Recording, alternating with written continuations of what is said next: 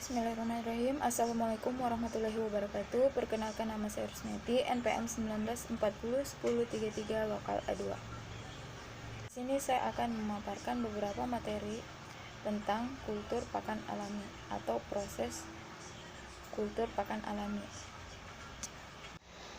Skeletonema costatum merupakan alga jenis diatom unisel filematik yang selnya berbentuk kotak, terdiri atas hipotesa bagian yang lebih besar dan 5 hipotesa bagian yang lebih kecil yang bertangkup menjadi satu. Spesies ini tergolong Venate, diatom yang berkembang biak secara isogami. Bagian hipotesanya berlubang-lubang yang polanya khas dan indah, yang tersusun atas silikon oksida SiO2 dengan diameter sel 4-15 mikron. Setiap sel diatom dipenuhi sitoplasma. Adapun klasifikasi menurut Hook et al. Dalam Armanda 2013, Skeletonema costatum termasuk jenis diatom yang memiliki klasifikasi sebagai berikut.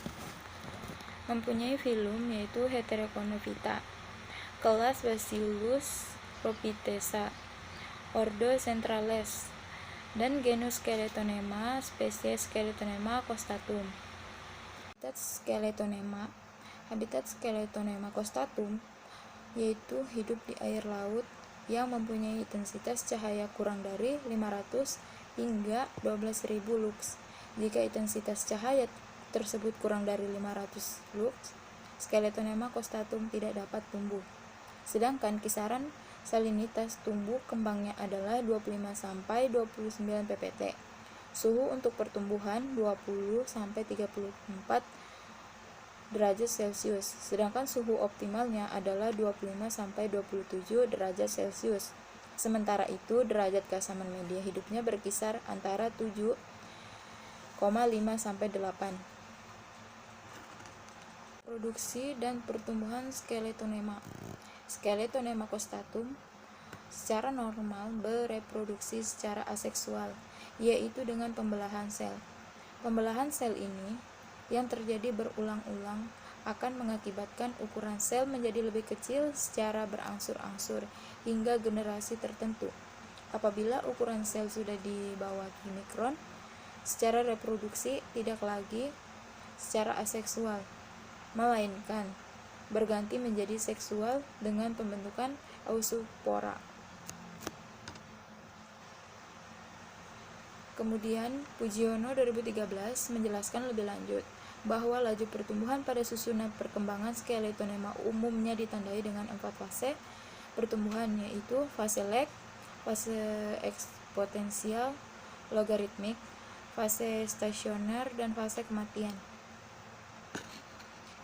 Setelah hidup Skeletonema, tahap 1 yaitu tahap induksi. Pada tahap ini, bibit masih beradaptasi dengan lingkungan dan tidak terjadi pembelahan sel. Tahap 2 yaitu tahap eksponensial. Tahap ini ditandai dengan pembelahan sel yang sangat cepat. Tahap 3 tahap linear. Tahap ini ditandai dengan laju pertumbuhan sel yang mulai menurun. Tahap 4 tahap stasioner. Pada tahap ini ditandai dengan laju pertumbuhan sel yang seimbang dengan laju kematian. Tahap 5 tahap kematian. Pada tahap ini ditandai dengan laju kematian yang lebih tinggi dibandingkan dengan laju pembelahan sel. Biasanya terlihat banyaknya rantai-rantai putih pada media kultur. Peranan Skeletonema. Skeletonema costatum merupakan salah satu jenis pakan alami yang mempunyai peranan penting dalam pembenihan udang, ikan, dan kerang-kerangan dan kepiting. Kandungan Skeletonema costatum merupakan salah satu jenis pakan alami yang banyak digunakan dalam usaha pembenihan udang, ikan, kerang-kerangan, dan kepiting. Skeletonema costatum sangat umum digunakan sebagai pakan larva udang windu yang dimulai sejak Nauplius bermetamorfosa menjadi zoo.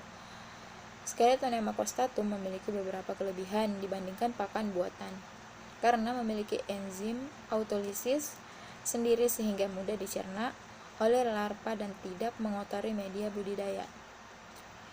Peranan pakan alami sampai saat ini belum dapat digantikan secara menyeluruh.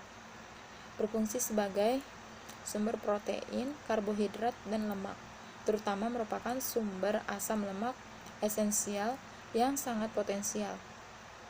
Skeletonema costatum banyak dimanfaatkan pada budidaya udang windu karena kandungan gizi yang cukup tinggi, yaitu 22,33% protein, 2,55% lemak. Skeletonema costatum juga mampu beradaptasi pada berbagai salinitas sehingga perkembangan sel dan efisiensi produksi biomasa dapat menghasilkan komposisi kimia yang seimbang. Hal ini sangat mendukung pada keberhasilan pertumbuhan dan kelangsungan hidup yang optimal bagi larva udang windu.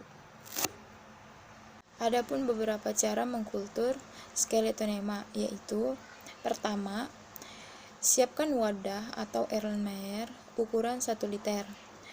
Kedua, masukkan air laut yang telah disterilkan ke dalam Erlenmeyer dengan salinitas 2-26 ppt sebanyak 800 ml atau 80%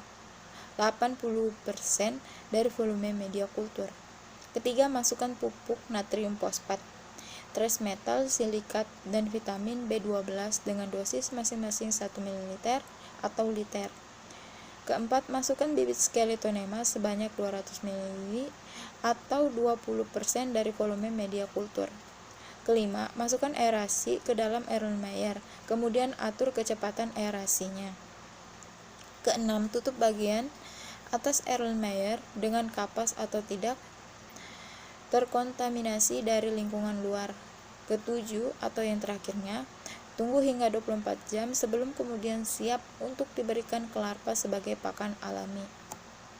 Itulah beberapa materi yang dapat saya paparkan tentang mengkultur pakan alami skeletonema. Kurang dan lebih saya mohon maaf. Wassalamualaikum warahmatullahi wabarakatuh.